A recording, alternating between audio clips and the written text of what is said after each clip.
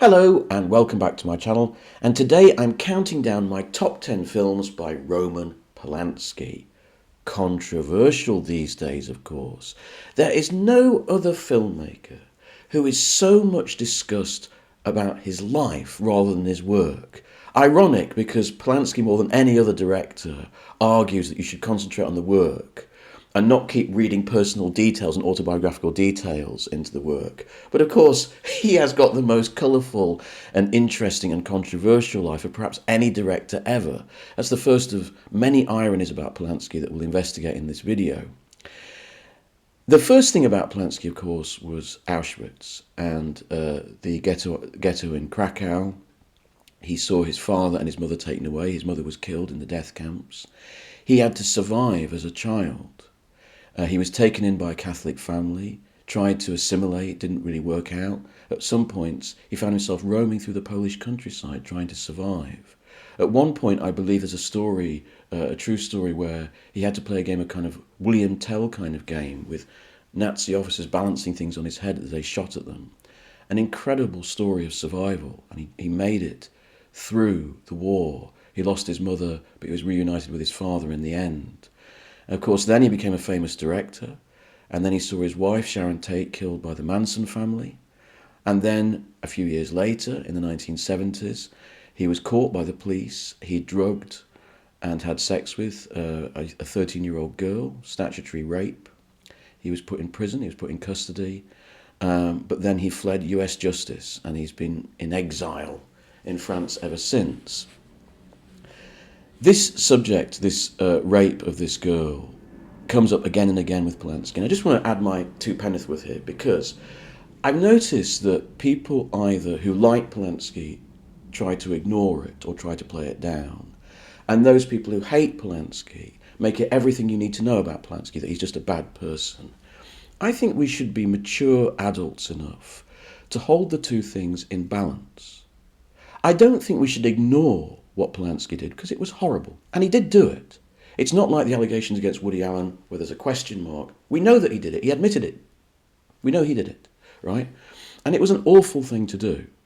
But at the same time, that shouldn't blind us to the fact that he has produced extraordinary work, and that work is part of our culture. We can't just erase Chinatown and Rosemary's Baby. These are hugely important movies for cinema history that have become part of the culture and part of the way we think. So we should be able to hold those two things in the balance.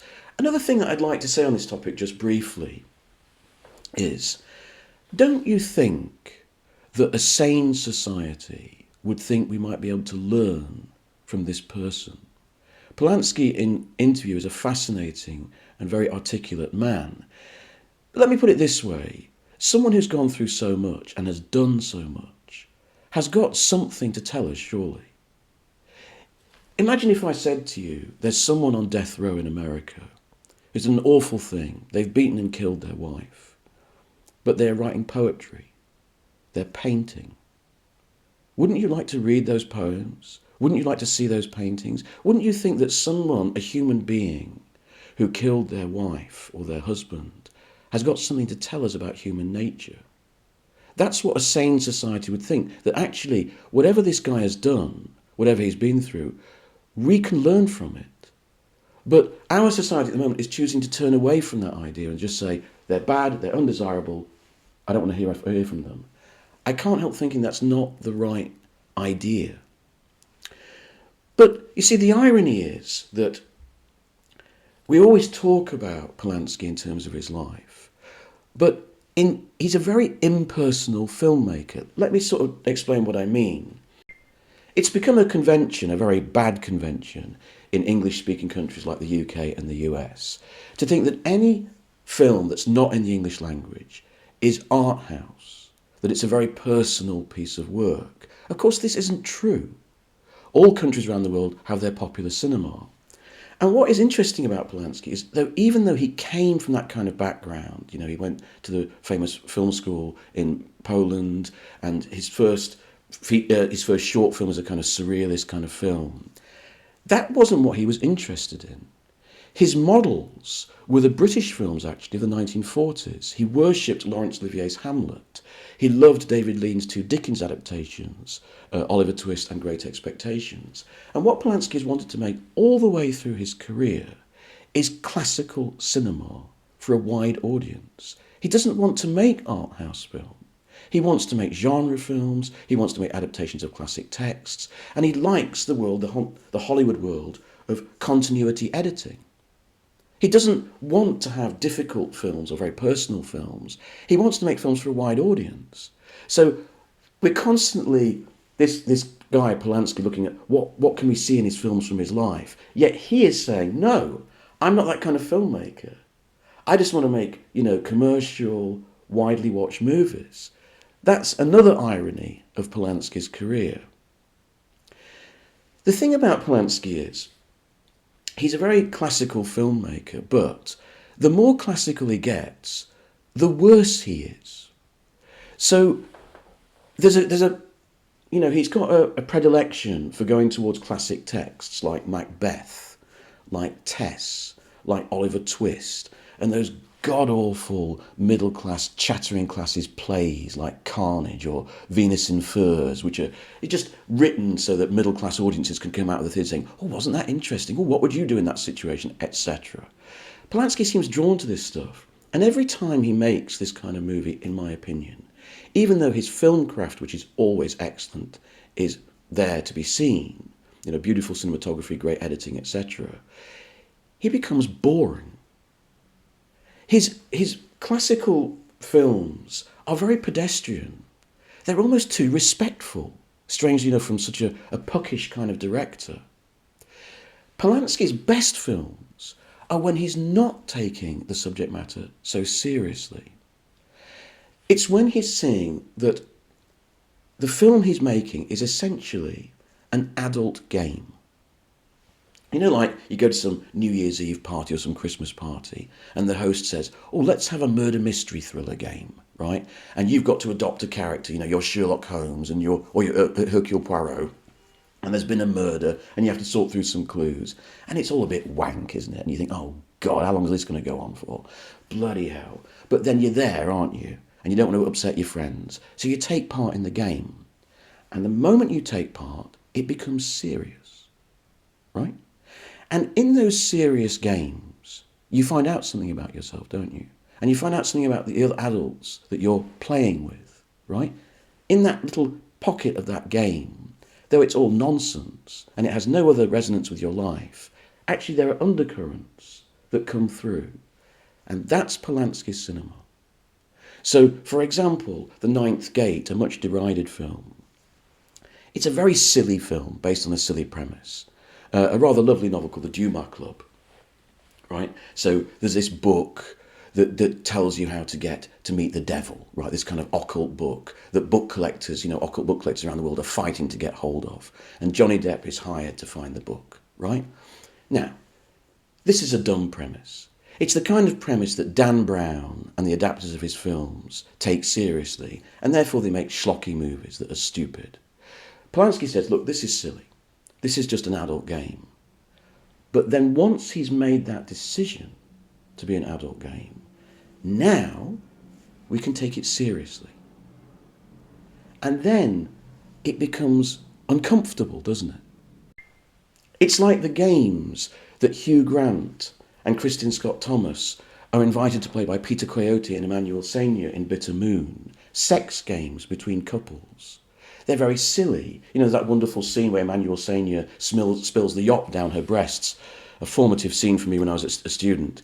It all becomes a bit daft, and the toaster pops up, like, all this sort of stuff. But the problem is that those sexual games are erotic. They do stir up deeper currents within us.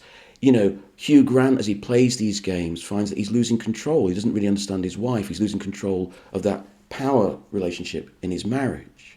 Similarly, Rosemary's Baby is a black comedy, right? You've got Ruth Gordon saying, oh, come on, you go and drink it, you'll like it. It's a bit of fun. One of my favourite scenes in Rosemary's Baby is you're completely aligned with Mia Farrow. She's going through this nightmare. She's in her kitchen, she's terrified. Brilliant performance by Mia Farrow. And then in the background, you see the husband and the two neighbours creeping like kids playing hide and seek behind her in the doorway. So constantly, Polanski keeps up this adult game scenario, right? Where we know that this is all nonsense. It's all highfalutin rubbish. But because we take it seriously, the adult strains of erotica and unease, and Polanski is a great poet of unease, they start to come through and we can't ignore them. And that's where Polanski is at his best. He keeps it at a black comedy, but the black comedy always allows the true adult undercurrents to come through. Those undercurrents disappear, I think, when he does classical texts, and that's why I prefer his sort of adult, black comedies. Before we go into the top 10, there is another irony about Polanski. I've said that we probably shouldn't look at him as a very personal director, we should look at him as a classical director, but you can't help noticing that in most of Polanski's films there is a running theme, and that theme is people who are completely prey to fate. They seem to lose control of their lives, from Catherine Deneuve wandering through Kensington, she's losing her mind and is just completely prey to her instinct, to Donald Pleasance, two gangsters turn up on his island, and from that moment his life starts to unravel. Polanski himself in The Tenant, where he's this guy, he gets a new apartment, and suddenly all the people around him seem to be running his life and pushing him towards suicide, again and again and again. We feel that these people are not so much protagonists, they're people who have things happen to them. Fate happens to them, they just get dragged along in the river of life. And you can't help noticing that. There must be something in that. The other thing that pops up in Polanski again and again is the emasculation of men. Men often lose their masculinity in Polanski. They often literally become women. So The Tenant starts dressing as a woman at the end. So does Donald Pleasance at the end of Cul-de-sac. Venus in Furs. This kind of feminization of men becomes the ultimate end of their inability to control their lives. They get swept up in this flow. So there are little personal thumbprints of Polanski all over his films, no matter how much he denies it. And of course the ultimate is the film closest to him, The Pianist, where Adrian Brody plays a kind of Polanski surrogate, really, this young man who's left behind in the shattered Warsaw and wanders through trying to survive, just as Polanski tried to survive all those years ago as a little boy, completely prey to the whims of fate and of armies and of governments. Let's get into the top 10 then, and at number 10 is Frantic, not one of Polanski's most celebrated films, but a very good example of the adult game. We've got Polanski playing Hitchcock here. Harrison Ford is in Paris, his wife has been kidnapped, and he finds himself, hooking up with Emmanuelle Seigner, who is a ridiculously sexy sort of biker girl. And Polanski enjoys all these difficult scenarios that Harrison Ford finds himself in, sometimes embarrassing, sometimes humiliating, sometimes frightening. It's, again, Polanski's not taking it very seriously, but throughout the film we're trapped in this sort of roller coaster ride with Harrison Ford's character, and it's a lot of fun. It's kind of Polanski kicking off his shoes and having a great time. In ninth place, another thriller, The Ghost, or as it's called in the US, The Ghost Writer, because they were worried people would think it was about ghosts, or they would confuse it with the Patrick Swayze film, so they had to make it very, very clear, apparently, to American audiences, no, this is about a ghost writer. Anyway, this is an interesting little thriller from Robert Harris. And what it is, Pierce Brosnan stars as this former British Prime Minister, clearly modelled a little bit on Tony Blair and Sherry Blair, his wife. And he's writing a memoir. And Ewan McGregor, in nice, happy-chappy Ewan McGregor mode, is hired as a ghost writer to help him do these memoirs. And Ewan McGregor starts to uncover uncomfortable truths. This is a really good, dark, enjoyable mainstream thriller. The kind of thing that Polanski can do in his sleep, but other directors seem unable to do these days. Going back to what I was saying about his characters at the whims of fate, there's a very interesting final scene in this movie where Ewan McGregor puts into the GPS this location of where this victim had last been in their car, and he allows the GPS to take him to this destination, probably his death. And that's another good example of this theme that keeps evolving in Polanski's films, of someone who is just taken to where they need to go, whether it's Johnny Depp just being taken to see Satan. You can't resist this tidal wave of fate.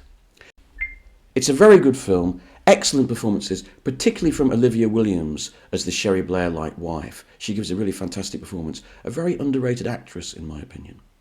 8th place. Now, I felt I had to include this film. I'm really not sure whether I like it or not, but you have to include this in a top 10 of Polanski because it's his definitive film.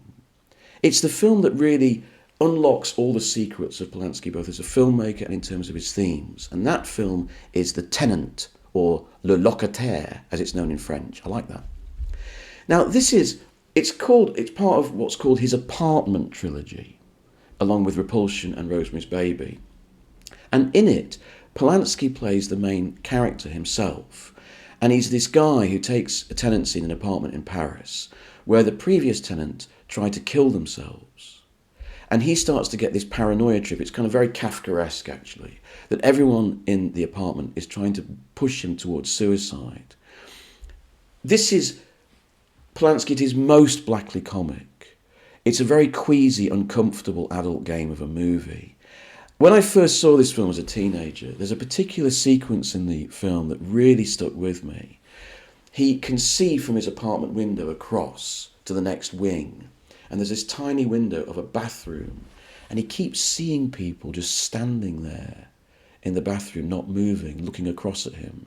And at one point he goes to this bathroom and he looks across at his own room and he sees himself looking back, watching him. I can't tell you how uncomfortable and uneasy that made me feel as a teenager. I've never quite forgotten it. And it's the thing I most remember about this film.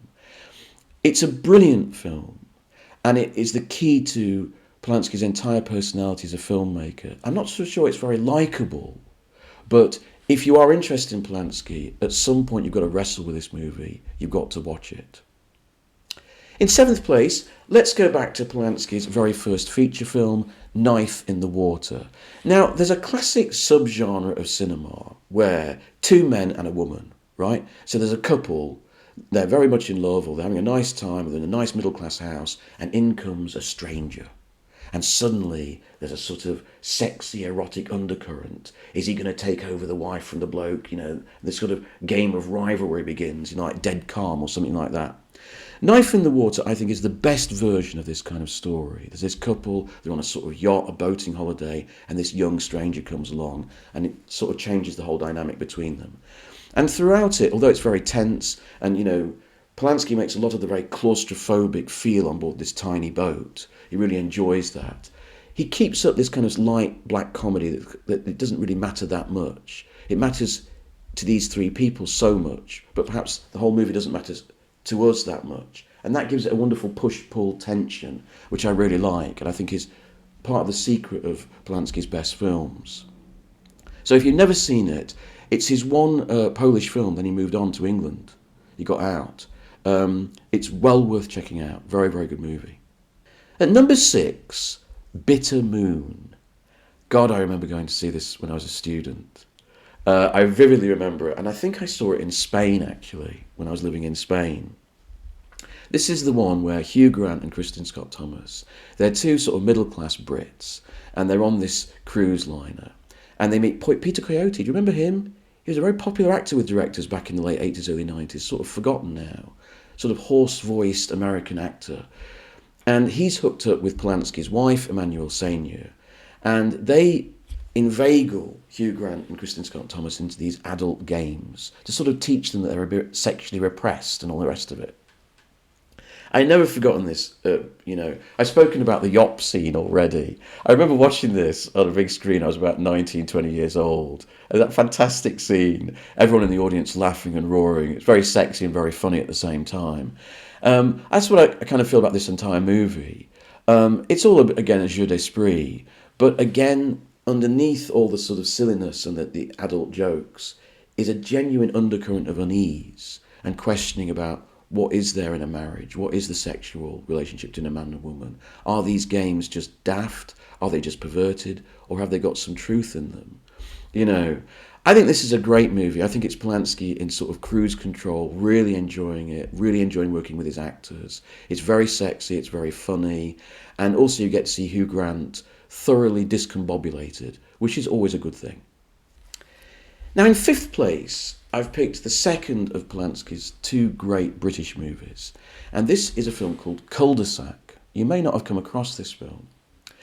It stars Donald Pleasance and Françoise Dorléac, Catherine Deneuve's short-lived sister, and they're living this supposedly idyllic life on this island. I think it was filmed on Lindisfarne, off the north coast of England.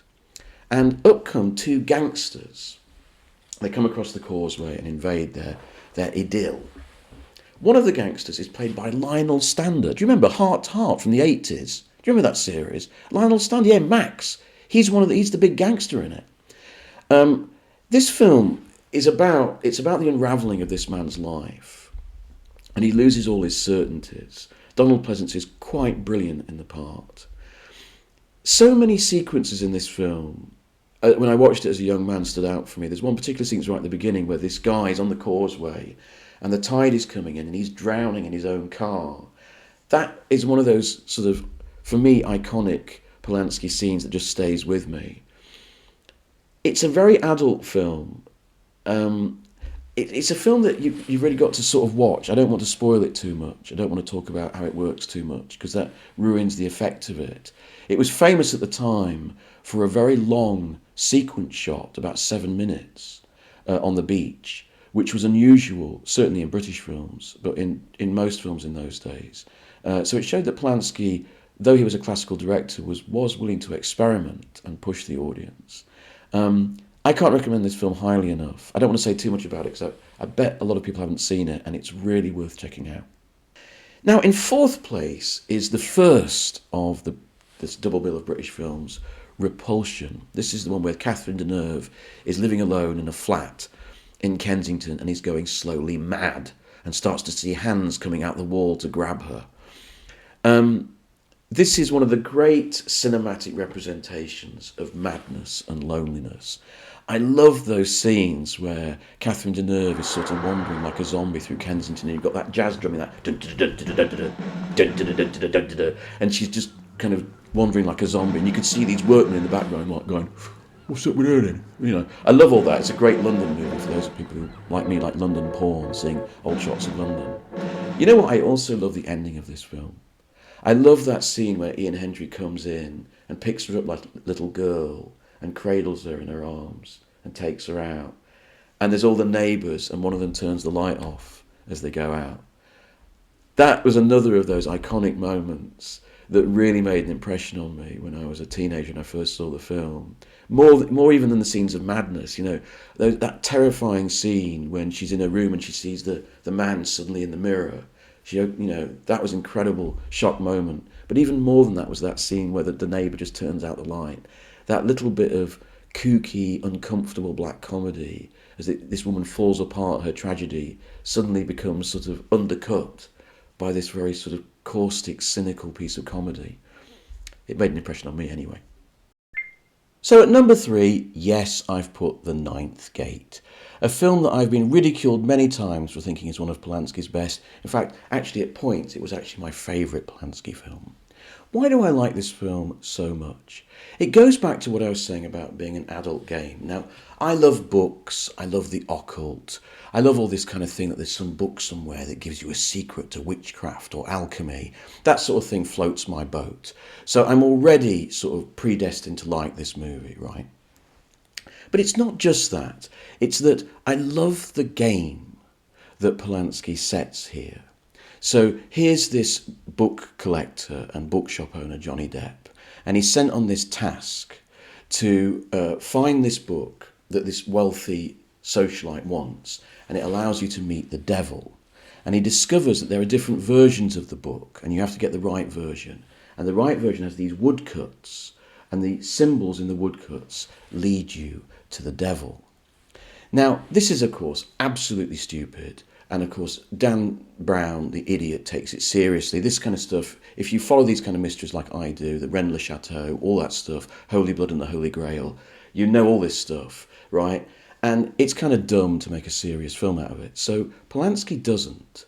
So he puts it at a light, sort of blackly comic level. And all his team are in on it. The performers, the actors are in on it. Wojciech Kilar, I don't know if I can ever pronounce his name properly. The composer is in on it. So whenever we see Johnny Depp, he goes, do, do, do, do, do, do, do, do, do. So it's kind of like, sort of like, you know, Inspector Gadget style music, right?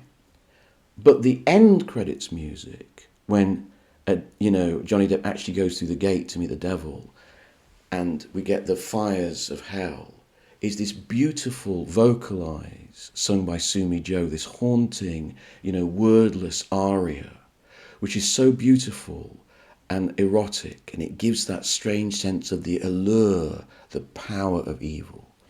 And you don't get to that type of music without the former type of music. That's the point. If Polanski had taken it seriously all the way through, it would just seem silly and ridiculous. It's because he sets it at a black comic level that we can actually see that ending, that very strange, abstract, symbolic ending of the film, has enormous power. I remember when I first saw it, I don't know if you remember the film, that, he hasn't managed to crack the puzzle, right? And then right at the end, he goes back to those kind of Portuguese bookshop owners, and they're moving everything out, and this piece of paper falls off a dusty cabinet, comes to a rest, and that's the missing woodcut. And then we just see there's no bridging, narrative. Johnny Depp just walks through the gate to the castle, and then the fires of hell explode around us. I think that's so beautiful and so strange and disturbing. And it's precisely because the setup is half stupid, half serious, that abstract ending is so powerful. The whole film is about the seduction of evil, the seduction of the occult, the hidden, the seduction of information that you don't even really want, but once you know it's there, you've got to find it. It's a bit like the conspiracy theories of the modern world, isn't it? You're sort of drawn towards something that could destroy you. And that's what the film is about. I don't think it would have had so much power and so much fascination if it was done seriously. Then it might have teetered into being ridiculous. But because it's played as an adult game, back to our murder mystery evening, it reveals those undercurrents in us, how we're drawn to evil, how we're drawn to the secret in ourselves as well as in society. And that's why I love The Ninth Gate. The second film we're going to talk about, number 2, is also a film about the occult and witchcraft, and that is, of course, Rosemary's Baby, one of the great horror films. I worry, though, that these days people don't see this film as it was when it first came out in the 60s. It was based on this kind of airport novel, right? This woman who gets involved in witchcraft in a New York apartment and ends up having the devil's baby, right? It's just kind of rubbishy nonsense, right? So Polanski doesn't take it too seriously. But in that story, he finds something genuinely frightening, right? And what is interesting about Rosemary's Baby, to go back and watch it, and why you have to understand why it made such an impact, is the film for its time is so modern. I think of, for example, the relationship between Mia Farrow and John Cassavetes. Do you remember that scene early on? They've moved into the apartment, there's no furniture. They're having their first dinner on the floor in the living room. And Mia Farrow said, "Why don't we just have sex?" And then for about the next minute, they just slowly take off their, clothes, and John Cassavetes kicks his shoes off, puts his legs in the air, takes his jeans off.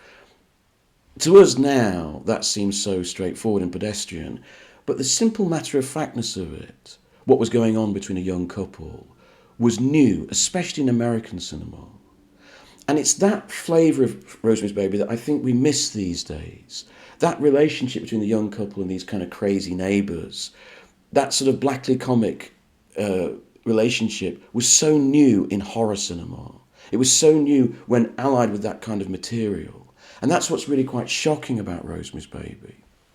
I think the way that we are aligned that way whole way through with Mia Farrow, who gives a quite brilliant performance. You know, of course, Frank Sinatra didn't want her to do it. She was going out with Frank Sinatra when she got the part, and he didn't want her to do it. But she stuck to her guns, and I think it was one of the great sort of female performances of that era in American film. And we're completely with her.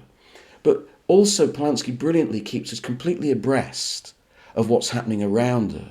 So she only half sees it, but we only half see it, but we're aware of it, while also being totally aligned with her. That's a master filmmaker at work. And again, the use of space in the apartment.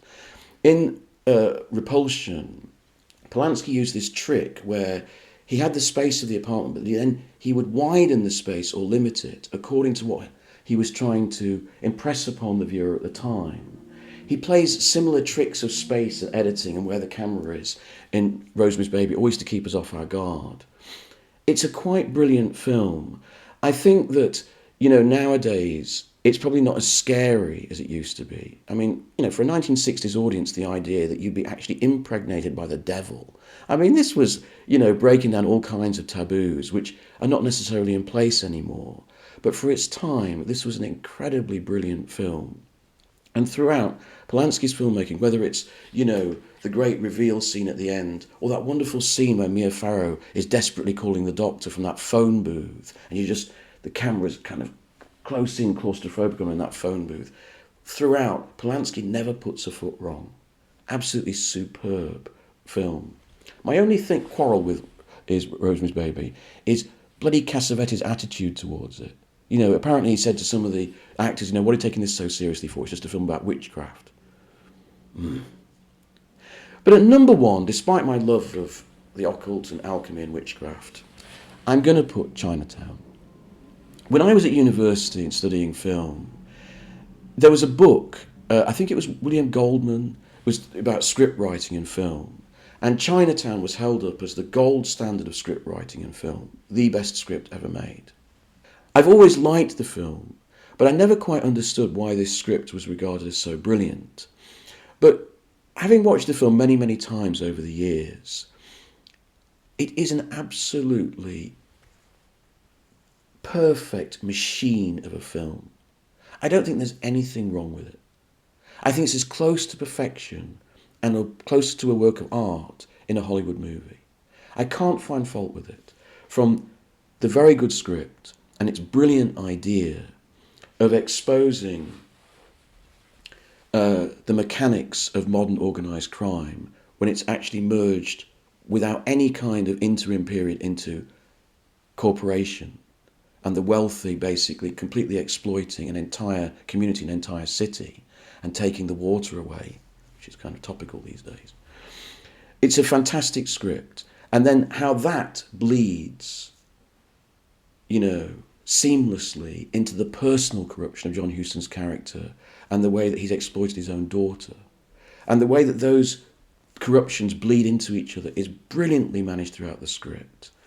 Polanski's direction is seamless. His feel for the period, for the 1930s. There's so many sequences where his use of sound and his use of image, like that fantastic sequence at night where Jack Nicholson goes to the waterworks and he climbs over, then he falls into the drain and the water comes, the sound of that water coming, and it suddenly gushes on him. Then he gets pulled out, and then there's Polanski with the knife, you know, and he sort of, just that little nick on his nose. That is one of the most startling moments of violence in cinema. It's not a punch, it's not horribly gory, it's just a, and you just like, ugh. And it's Polanski's genius that for almost the rest of the film, Jack Nicholson has a massive plaster all over his nose. I don't think any other director would have done that. But you see, that's Polanski's black humour. But because somehow that ridiculous plaster on his nose cements the film in a reality. And then as it builds towards something darker and darker and more horrible. The critic Jonathan Rosenbaum criticised Chinatown And he said that what he doesn't like about it is it gave a fashionable idea of cynical pessimism about the world, that we can never do anything about the world, that the rich and the powerful will always win, as Houston does at the end. I don't agree with that at all. When I saw Chinatown for the first time, the ending really shocked me and made me angry, and the fact that the helplessness of it actually made me think about it more than if the film had been resolved optimistically. I don't think that a bad ending or a hopeless ending means that we feel hopeless in our agency in real life. In fact, I think it galvanizes us.